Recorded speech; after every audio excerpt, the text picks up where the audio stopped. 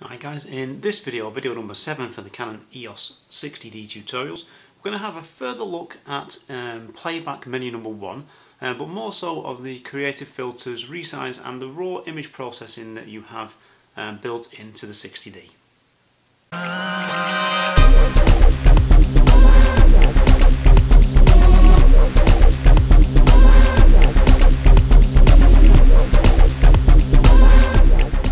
Resize and the raw processing as well.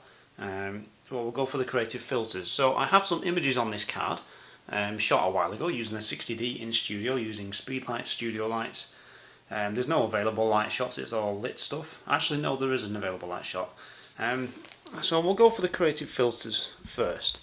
Now the first image that's come up, okay, is a raw file. It's a raw file from the 60D, shot with flash Speedlights. I can tell because of the sync speed, 250th of a second. The studio lights that I tend to use, the studio which I rent, suck on sync speed, so I can't shoot at 250th with them. ISO 160, standard picture style, that's where I leave my camera, I don't bother with those. Shot with flash white balance in manual and sRGB colour space. Now, I'm going to do a separate video on the colour space because it's a little bit more in depth, so we'll do that at a later date, and we'll hit set. Now we're going to go for grainy black and white first. Now this image is pretty bright as it is. It looks a little brighter in the video because I'm exposing for the back of the camera as well. A little bit of a trade-off there. But it was quite a bright, punchy image with the colours that are in there. The highlights are probably just at the limit, as you saw from the histogram. That's where I wanted them to be. So we'll go for grainy black and white. We'll hit set. Boom, there we go, and we've got the highlight warning flashing. Okay, so that's fine. What we'll do is we'll process this out, okay, and we'll let you look at what the cameras come out with once I've done this. So I'll show you a full image. Now, it's flashing high highlight warning because it's quite high contrast. I mean, if I go all the way up to real high contrast, boom, there we go. Now, people will say, well, you've blown highlight detail and that looks terrible. Not necessarily, there's no right and wrong with this. We can process this how we want to. We can process the raw file in Lightroom or Photoshop to how we want it. So let's have a look. One thing that letting the highlights really lift up on skin as well is it cleans up any imperfections. So they may well thank you for that. I mean, Catherine has great skin anyway. So we'll back the contrast off to low, and we've lost the highlight one. It's still very, very punchy. Okay, and we'll process this out. Now, one thing I have noticed looking at this, and we'll see it more when we see the larger image, is that the yellow, with it being such a bright tone, it's kind of starting to lose her skin against that, more on the shoulder line. Not completely. I mean, we could do some further work in raw processing, okay, with that, or maybe with the raw image processing later, but for the filter, that's just something I'm mindful of. So we'll save that as a new file. There we go, and we'll return to the original image. And as we can see, with that file as it's processed using a creative filter, it's quite contrasty, or very contrasty, even on the lower contrast setting, and it gives us a grainy black and white image. Now, it's a different look, and it gives you an option to play with if you're only shooting JPEG or you want to quickly output some files for later on. Maybe if you've not got a laptop with you and you know you're not going to have time to fully process them. So it's quite a neat feature. So we'll go back to the original image. Okay, now we'll go set again. Soft focus. Let's see how this one works. In fact, what we will do, can I select a different image from here? Nope. Let's go back. That's the one we've just created. Okay, soft focus. Will it work on this one? Maybe. We'll try it. Now this image was shot with available light coming through some blinds, sunlight white balance on manual mode, f4.5, 250th of a second, but a higher ISO because the sun's not quite as bright as flash. So ISO 200. So we'll go into the creative filter set. Now maybe this would have been a good black and white one, eh? I think it would be because it's all highlight and shadow already. But we'll go for soft focus. There we go. And we can, you know, vary how soft the image is looking. So it's kind of simulating pulling focus just away from sharpness or from sharp focus which you could do in camera if you wanted to. Okay, of course you can do this in post in Photoshop as well. So we'll crank that up to the maximum and we'll output that, and just to see what that gives us. Okay, it's just to give us an idea on what the filter actually does and looks like, and it makes the image look a little soft. Why would you want that? Maybe to make it look a little bit more dreamy, I don't know. I personally prefer sharp images, but it may be something that will help you with the vision of a photograph that you have. Okay, so we'll go back and we'll pick another image. I shot a sequence of these things, by the way, as you can tell. Just cycle through and let's go for that one. Bam! Okay, these were all shot, or the majority were shot with the 50mm f1.8, bar the ones which were on the floor. They were shot with the 85 f1.8. So we'll go for this one. Now notice I've got the highlight warning still turned on the camera, and the thing that's flashing is the little cloud or puff of smoke from the explosion on the t-shirt. Because it's a white patch and it's fairly flat, the highlight warning will happen on that first rather than the skin tones. It's fine, it's only in a JPEG. I'm not worried about that at all. So we'll go set. Let's see. Toy camera effect, miniature. Now miniature effect, I've not really got anything on this card to really show you to simulate that, so we'll probably leave that one. You've probably seen it before online where someone's shot something from up above and it makes all the cars on the roads below, the trains, the buses, look really toy and miniature. It's basically a tilt shift or a forked tilt shift effect. Can be done in post, can be done with a lens like the Lens Baby, or a tilt shift lens as well. So we'll do toy camera effect. And it's going to mess with the colours, simulating colours you might get from a really cheap throwaway or disposable camera, or like the toy cameras that you can get, the toy Holga cameras, these toy film cameras that you can get from places. So on standard, okay, we can see the effect there. So we'll output that, and don't worry, I'll rotate the image when we show it in the video here. The reason why I have the camera to show the full image on the screen is I prefer to use the full real estate of the camera screen. I can just literally flip the camera around.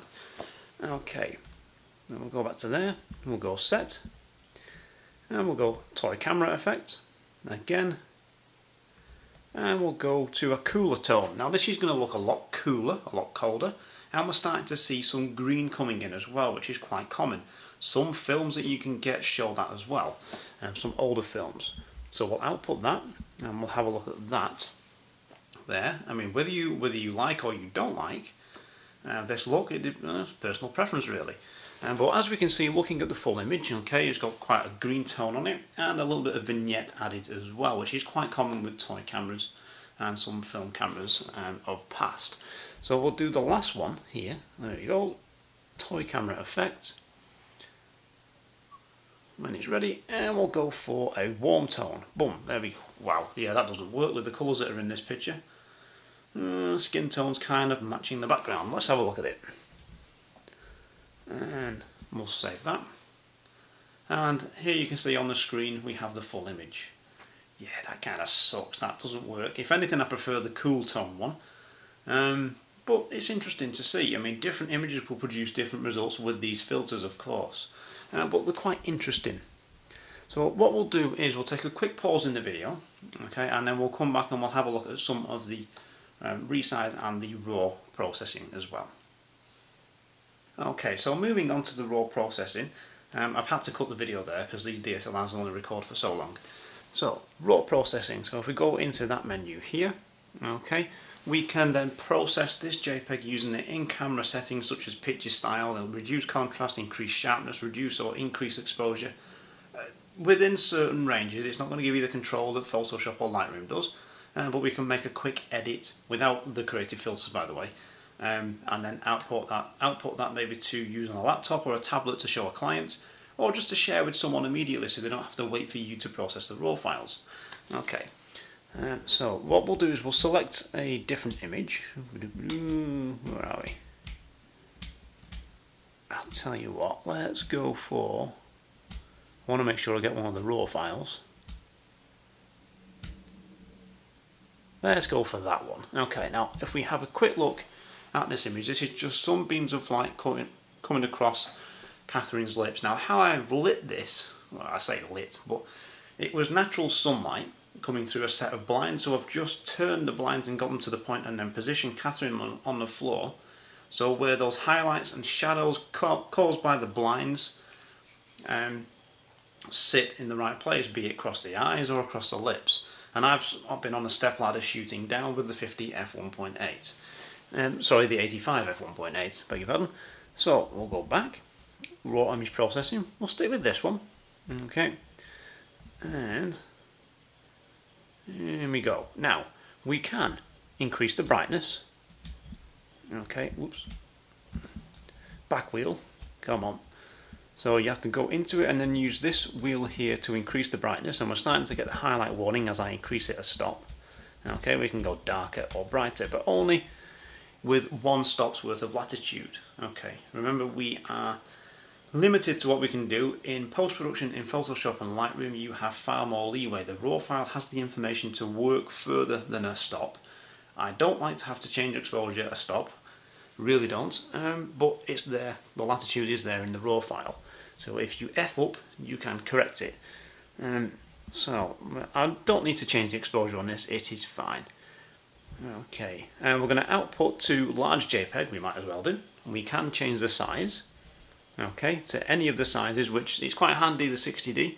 It lets you output to large, fine, large not or normal, medium, and the smaller sizes as well.